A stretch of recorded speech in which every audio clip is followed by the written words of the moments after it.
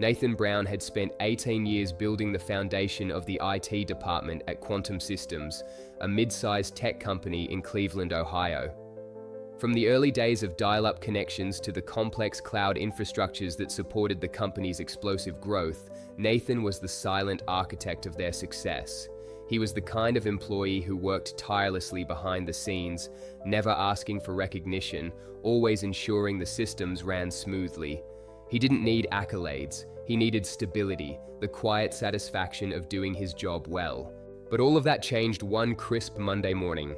"Nathan, we need to talk," his boss, George Simmons, said coldly, motioning for him to step into his office. Nathan had worked with George for the past 10 years. George was the kind of manager who preferred to keep things professional, never engaging in unnecessary pleasantries. But today, something in his tone seemed off. Nathan followed him in, already sensing the shift in the air. "Sit down," George said, and Nathan obeyed. As Nathan took a seat, he noticed Vanessa, the HR representative, sitting in the corner of the office, her hands folded neatly in her lap. Her expression was tense, but there was nothing personal in her eyes. This wasn't a good sign. "We're eliminating your position," George said flatly without any emotion. "You're being let go, effective immediately. Clean out your desk by the end of the day." The words hung in the air, heavy and final. Nathan sat there, blinking in disbelief. "I understand," he said quietly, nodding once. He was 45 with a family to support. But at that moment, he wasn't angry. He was calm. He had been the backbone of the company for years, and now, just like that, he was being discarded. Vanessa gave him a sympathetic look, but there was nothing she could do. "I'm sorry, Nathan," she said softly. "You've been with us a long time." Nathan stood up, his chair scraping against the floor. "No need for apologies, I'll pack my things." He gave a brief, respectful nod to both of them and walked out of the office. There was no drama, no anger. He was leaving, but he wasn't going to make a scene. Back at his desk, the younger employees, most of whom he had mentored over the years, glanced up at him as he packed. They quickly looked away, not knowing what to say. He had been their guide, their go-to person for solving the most complex issues, and now they were left without a clue about what was happening. Nathan meticulously packed his things. A framed picture of his wife, Amy, and their 2 kids, a mug from a team-building retreat 5 years ago, and a small cactus that had somehow survived under the harsh fluorescent lighting. As he gathered his belongings, he noticed that some of the younger employees were talking amongst themselves. They didn't understand the systems as Nathan did. They didn't know the intricacies of the code or how to troubleshoot when something went wrong. They were talented, but their knowledge was shallow compared to the depth of experience Nathan had built up over the years. Bethany, the marketing manager, stopped by his desk, her face tight with concern. "Nathan, I just heard. This is crazy. You practically built this company." Nathan looked up at her, giving a half smile. "Things change. Companies evolve."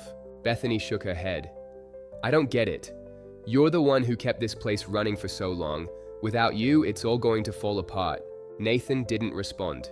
He just nodded, picking up the last of his things.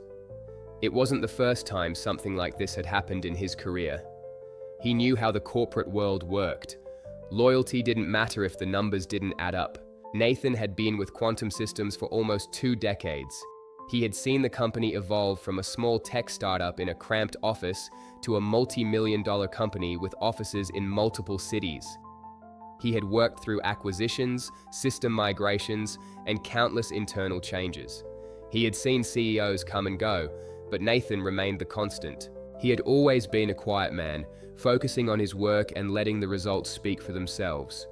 But this time, the results were different. After he left the building, his mind was already working. The firing was not just a personal loss, it was a professional one, and there was something more going on behind the scenes. The changes in the company had started months ago, and Nathan had felt the shift. He wasn't invited to meetings anymore. His emails were ignored. Younger employees were being assigned tasks that he had always handled.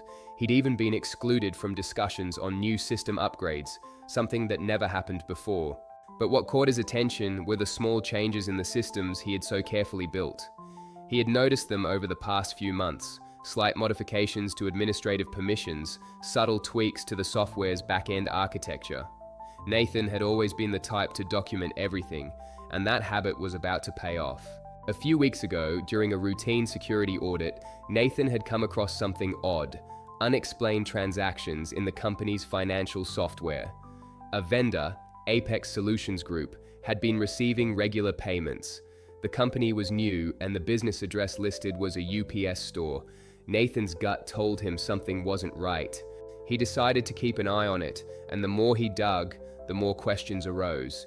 Payments to Apex Solutions Group were growing in size, sometimes by 10, 15% each month, but they never seemed to trigger an internal review. Nathan knew better than anyone that this was the kind of thing that could easily slip under the radar, but he wasn't going to let it slide. Nathan spent the following days quietly monitoring the situation. He didn't tell Amy or anyone else in his life what he had discovered. He didn't want to worry them just yet. But as he uncovered more evidence, internal emails, financial records, even meeting minutes, he realized that this wasn't just a glitch or a minor oversight. This was a deliberate scheme. It turned out that Apex Solutions Group wasn't just an obscure vendor. It was connected to the company's CFO, Brian Wilcox, through his brother-in-law, Thomas Wilcox, the owner of Apex. They were siphoning money from the company by inflating costs for legitimate services. Nathan also found that George Simmons, his boss, was involved, having facilitated the payments to avoid any questions from the legal team. Jason Phillips, the external consultant brought in to streamline the IT department, was part of it too. Nathan had always been thorough. He kept detailed records of every security change, every financial transaction, every email that passed through the system. He had copies of everything, and now he was ready to make his move. The morning after he was fired, Nathan sat at his desk at home, staring at his personal laptop. His phone buzzed with text messages from colleagues, all expressing their disbelief at what had happened. He didn't respond. He needed to focus. After some thought, he decided to go public, but not in the way they expected. He wasn't going to storm into the boardroom and make accusations. No, Nathan was smarter than that. He would do this in a way that couldn't be ignored. He drafted an email to the board of directors, outlining the fraud he had uncovered. He didn't include every detail. He kept it vague enough to ensure they would investigate, but he made sure to include the key points: the inflated payments, the connection to Brian Wilcox and his family, and the role of George and Jason in the cover-up.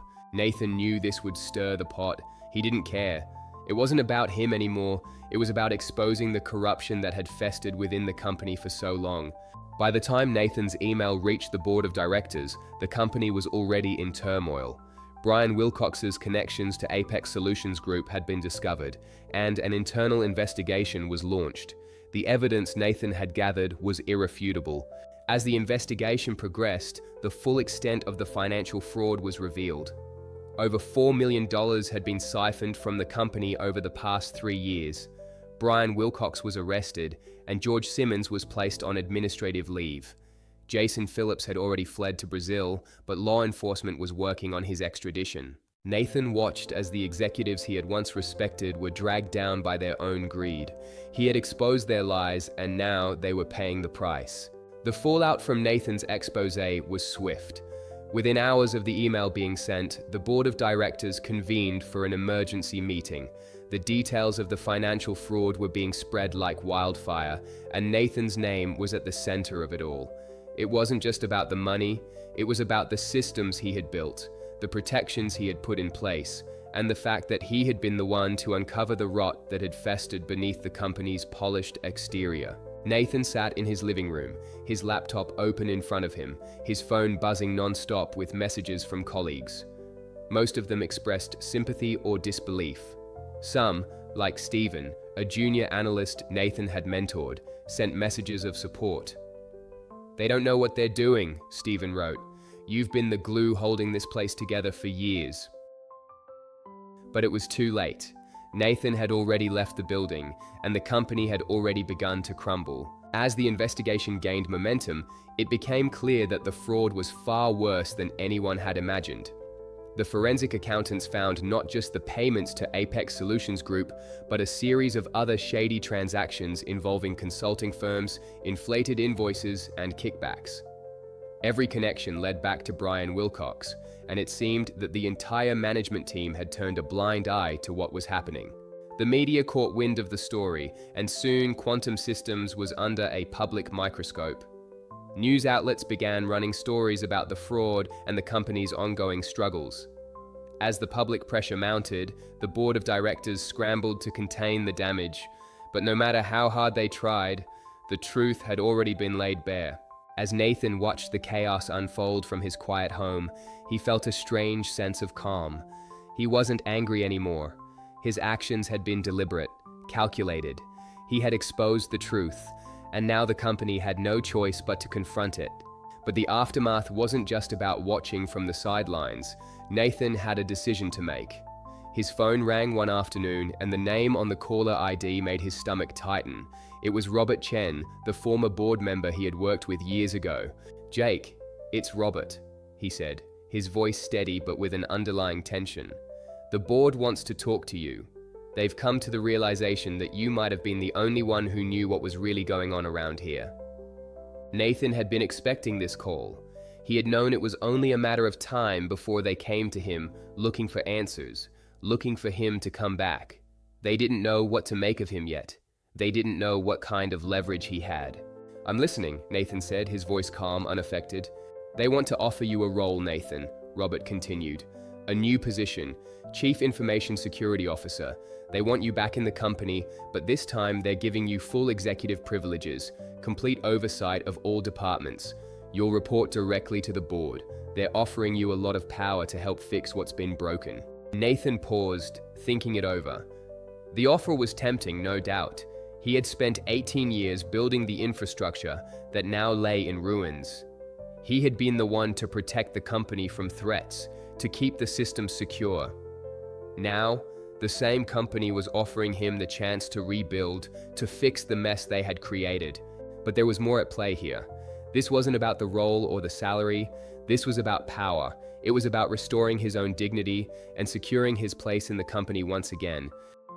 "I'll need time to think about it," Nathan said, his voice steady. "I'll get back to you." As he hung up the phone, he realized that this offer was more than just a job. It was a chance to take control, to ensure that the mistakes of the past wouldn't be repeated. The following days were a blur of meetings and discussions. Nathan weighed his options carefully. He knew the company inside and out, and he knew the people involved in the scandal. But he also knew that returning to Quantum Systems meant walking back into a place that had discarded him. It would be a reminder of everything that had happened, everything he had lost. But in the end, Nathan made his decision. He would return not just for the role, but for the opportunity to fix what had been broken.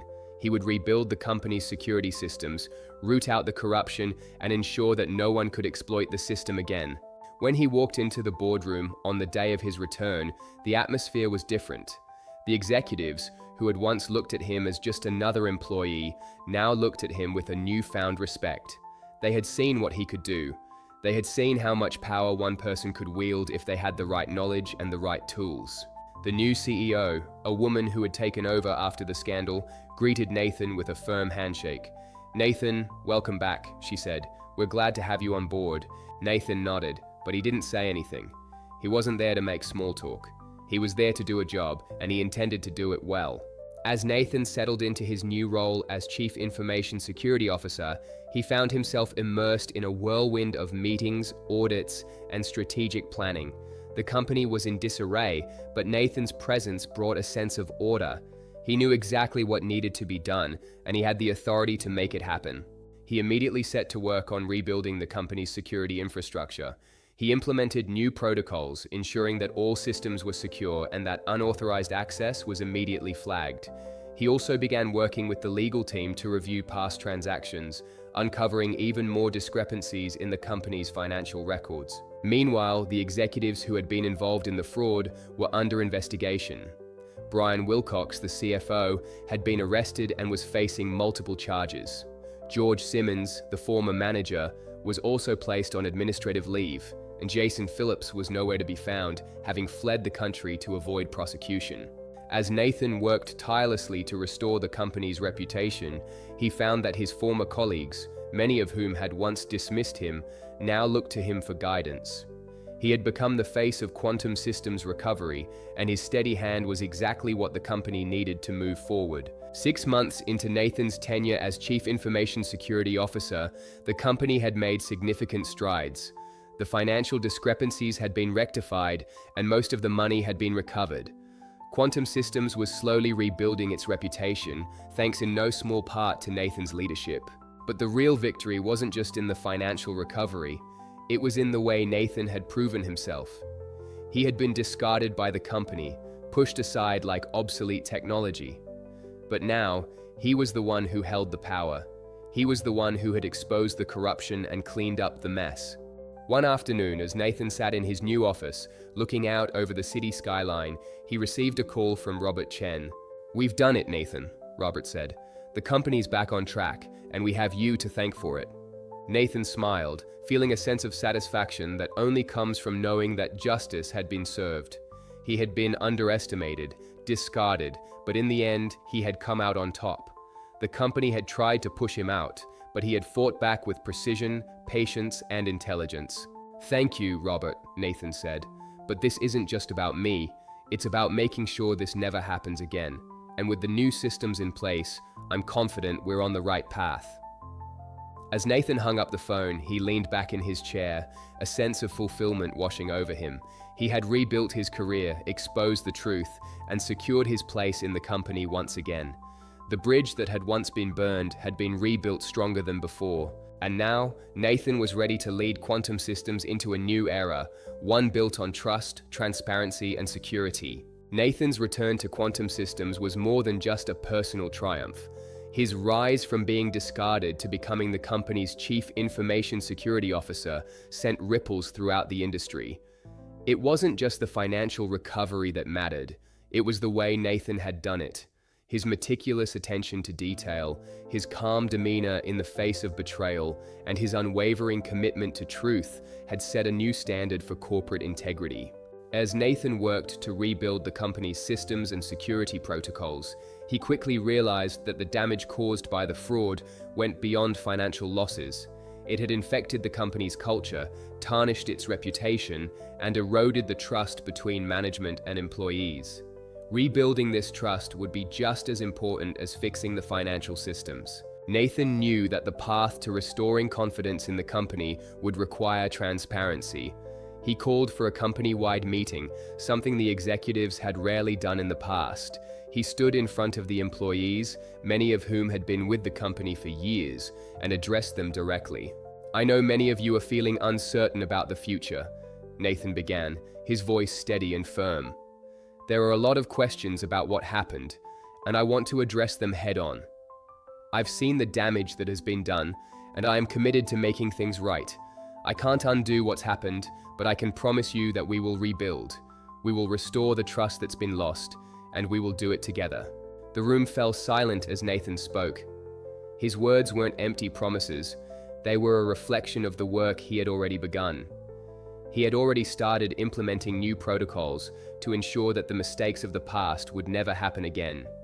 His focus wasn't just on technical security, it was on emotional security for the employees who had been left in the dark for far too long. As the weeks passed, Nathan's leadership began to have an effect. Slowly but surely, the company's employees started to trust him. The younger analysts who had once been unsure of his methods now looked to him for guidance. The old-timers, who had worked alongside him during the company's formative years, recognized the familiar steadiness that had always been his trademark. But rebuilding wasn't easy. Every day, Nathan faced new challenges. There were still executives who were resistant to change. There were still employees who felt betrayed by the actions of their former leaders. There were still cracks in the foundation, but Nathan worked tirelessly to mend them. He didn't shy away from the hard conversations, and he didn't sugarcoat the truth. One afternoon, as Nathan sat in his office reviewing audit reports, his phone buzzed with an email from Robert Chen. The subject line read, "Board request, meeting tomorrow." Nathan had been expecting this. It had been several months since the initial fallout, and the board was likely ready to discuss the company's future. The email requested that he meet with them the following day to discuss the company's progress and the next steps in rebuilding the company's financial systems. Nathan knew that this meeting would be crucial. The board was still recovering from the shock of the fraud, and many of them had questioned whether Nathan was the right person for the job. Now they would see that he was. The following morning, Nathan walked into the boardroom with a folder full of detailed reports. He was no longer the quiet systems analyst in the corner of the room. Now, he was the man in charge, the one who had exposed the company's darkest secrets and had done the hard work of putting things back together. The board members sat around the polished conference table, their faces tense but expectant. Robert Chen was there as always, his calm demeanor the only reassurance in the room. "Mr. Brown, thank you for joining us," the chairwoman, a stern woman named Jennifer Green, said, motioning for him to sit. "We've reviewed the progress you've made, but we need to discuss what comes next. The company is still in recovery mode, and there are concerns about your leadership. You know the risks, Nathan. We need to be sure that you can handle this." Nathan didn't flinch. He had expected this. The board had been skeptical from the start, and their doubts hadn't disappeared overnight. But he had one thing that they didn't: the truth. "I understand the concerns," Nathan said, his voice firm but calm. "But I've done what no one else could do. I've uncovered the fraud, restored the systems, and brought back the transparency that this company had lost. I've proven that I can lead, and I will continue to do so until Quantum Systems is stronger than it has ever been." There was silence in the room as the board members exchanged glances. It was clear that some of them were still unsure, but Nathan wasn't backing down. He knew what had to be done, and he was the only one who could do it. Robert Chen spoke up, his voice steady. "I've worked with Nathan for years. I've seen his dedication. If you want to move forward, he's the one who can make it happen." Jennifer Green looked around the room, gauging the reactions of the other board members. Finally, she nodded. "Very well. We'll give you the authority to continue as the Chief Information Security Officer, but we need to see results. This company's future depends on it." Nathan stood up, his face resolute. "I won't let you down." As he walked out of the boardroom, he felt a surge of determination. The board had given him the mandate he needed. Now he was free to move forward, to push Quantum Systems toward a future of transparency and trust. With the board's backing, Nathan continued to lead the company through its recovery. He strengthened the security infrastructure, built stronger relationships with vendors, and worked tirelessly to create a culture of accountability. He wasn't just fixing the systems, he was fixing the company itself. But Nathan didn't do it alone. He mentored his team, encouraging them to take ownership of their work and make improvements where they saw fit. He promoted Stephen to a managerial role, recognizing his potential and giving him the opportunity to grow.